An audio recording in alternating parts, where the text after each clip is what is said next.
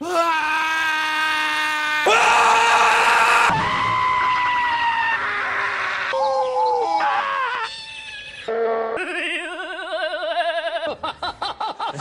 where are my socks? Honey, where are my socks? Honey, where? Daddy, would you like some sausage?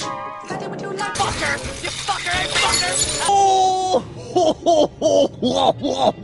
Huh? What the f?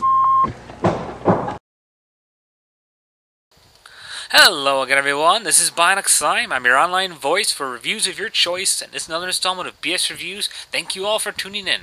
Today, I'll be reviewing the third part in the trilogy of seasons in the anime series Slayers, and its final season, that is until Slayers Revolution, comes out in America in 2010, of which I'm very excited for and cannot wait for its release. I'm so glad Slayers is back in action and coming back to America with a new season. I'm really looking forward to it. For now, let's stick to Slayers Try, the third season. Slayers Try is brought to you by Funimation Studios and was directed once again by Takashi Watanabe.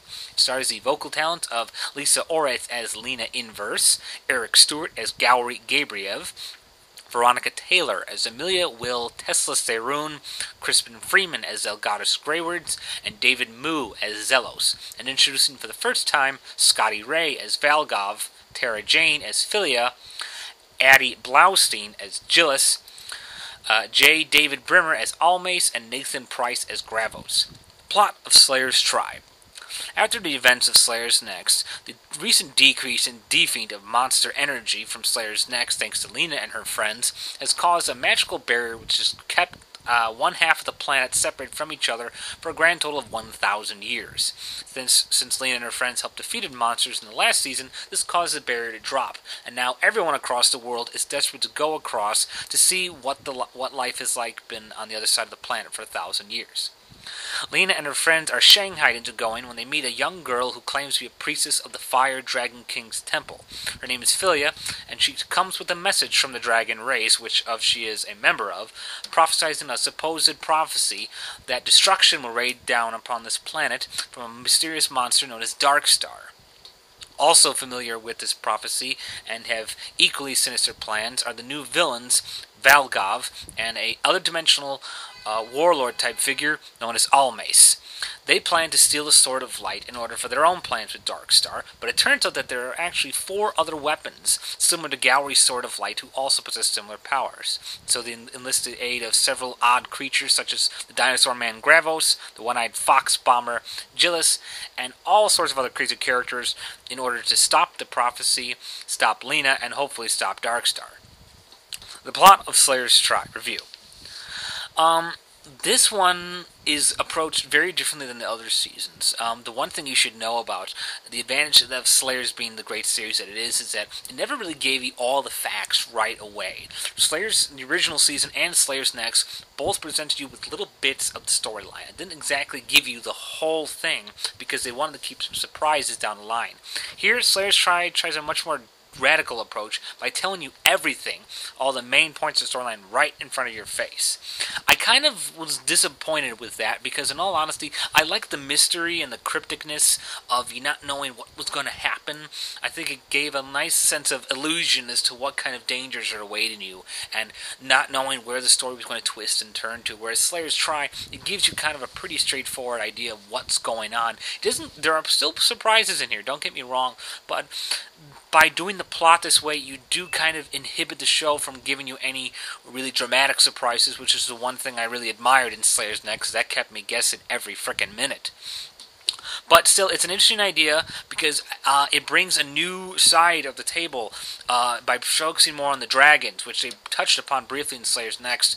Slayers Next mostly focused on the monster race, whereas here it's now the dragons, plus a new race of creatures, otherworlders or other dimensional beings, whatever you prefer to call them.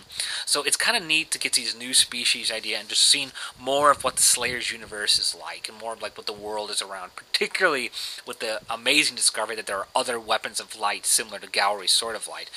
That's a very interesting aspect in the storyline. Review the characters. As always, Slayers never fails to disappoint in creating kick-ass characters. They are always inviting, interesting, and downright entertaining, to say the least. We don't get as many captivating characters. As I said, it's really hard to follow Slayer's Next, because it was such a fantastic achievement for the show's quality and writing and everything else. So it was kind of hard to top that. Not all of the characters really come out as interesting. Philia is a quirky little character. She's new, she's cute, she's interesting.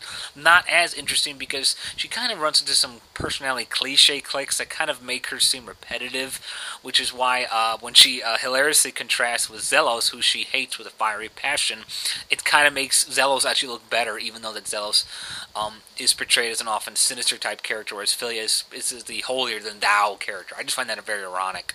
But actually, they do have some really interesting new characters in the form of Valgov, one of the new villains, who has a very interesting philosophy and morality issue going, which is one of the most highest points of this series, is seeing his complexity of his origins of life. And my personal favorite is Gillis, the one-eyed fox who uses modern weapons like guns and bombs. And for those of you who know Pokemon, and if you haven't already noticed, half the cast of Pokemon is freaking in this show. Meowth is the one who voices Gillis. But I was really impressed with his performance. I liked him here. He wasn't as annoying as he was with Meowth. Didn't have that annoying accent. You got some really good character performances, particularly from Zelos and Philia. They interacted very well together.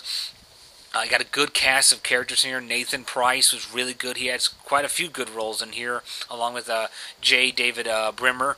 You really got some good stuff with Zelgadis and Amelia. They give some really good performances, particularly Amelia. She gets a little bit more focused this season around, and as always, I really can't knock the Slayer's characters. They are probably some of the best in the anime universe, if you ask me. You don't get as funnier or as fresh as them.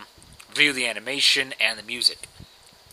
Music is good here. It definitely brings that more epic feeling now, since you know that this whole prophecy of doom is looming over our characters' hairy heads. So you get kind of a sense of that in the music. Definitely a lot more humor around, so you get more of the silly, same music we did before. Music, like I said, is alright. It was good. The opening theme is excellent. I believe it's called Mystic Breeze. It was a really good opening theme song. I was very proud to hear that, because I love a good opening scene. It just gets me pumped up for the show even more. It just makes me want to watch it again and again and again, even though I'm sitting through 26 episodes of it. If it's good enough, I'll watch it 26 times, I can tell you that. But animation was definitely drastically improved. We got much more detailed framework on the characters' faces, on their bones, on the cheeks, on their reactions. You got a much more evident display of their characteristics. The scenery, the costumes, the characters' appearances, it was much more vivid, much more colorful, much more detail. I think this is the best the animation has ever really looked. I mean, short of the Slayer's motion picture film, the animation has never looked really this good. And, obviously the first series could not have been that good since it was a starting series, but still, this just looks great, and I can't get over that. Flaws about Slayer's Try. As I said before, I was a little upset at the fact that they pretty much gave you all of the material ahead of time in terms of the storyline right at the front door.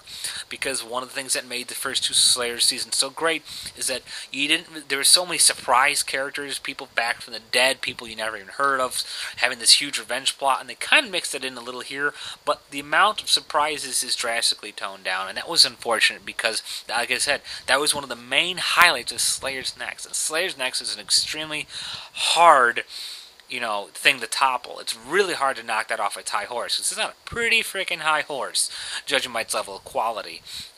As I said, the characters here, while still changing with their, still keeping with Slayer's unique variety and quirks, were good, just not as great. Unfortunately, I'm just kind of comparing to Slayer's Next a lot, and I don't mean to do that, but it's really kind of hard. One thing that I did notice that people kind of complained at is that, for those of you who aren't familiar with Slayer's manga, this entire season had no manga prior storyline. This was completely original. All the characters, Philia, Boss Gravos, Almays, everything in here was all an original animation thing. Now, to me, that did not diminish the fact of the show.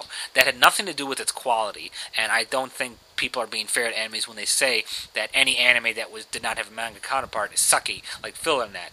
Because I didn't just see that, and I didn't see it in this. But I did notice, I guess, like I said, my main issue I kept coming back to is that they brought the storyline too much of it too fast. Final wrap-up. Slayer's Try definitely stumbles a bit by giving you the storyline a little too far ahead and definitely lacking with the characters by comparison to Slayer's Next. But to be honest, it's really unfair to really compare it to Slayer's Next because Slayer's Next is a really a hard diamond to outpolish. This is such a hard show to really judge on just seasons alone. So, in all honesty, Slayer's Try, it really is a worthy addition to the show. It just doesn't beat out Next. I really liked. You had a lot of fun with the new characters, particularly Gillis. I thought he was fun. Philia, on her own, didn't work out as great, but she was very fun, especially with Zelos. I was so happy to see Zelos. I liked the idea of the Sword of Light having more weapons, and the otherworldly dimension people, the dragons. Got an idea what differentiation the races. Bottom line, I give Slayer's Try 3 stars and a half out of 5. Well, that's all for now. This has been Bionic Sign for BS Reviews. Thank you all for listening, and goodbye for now.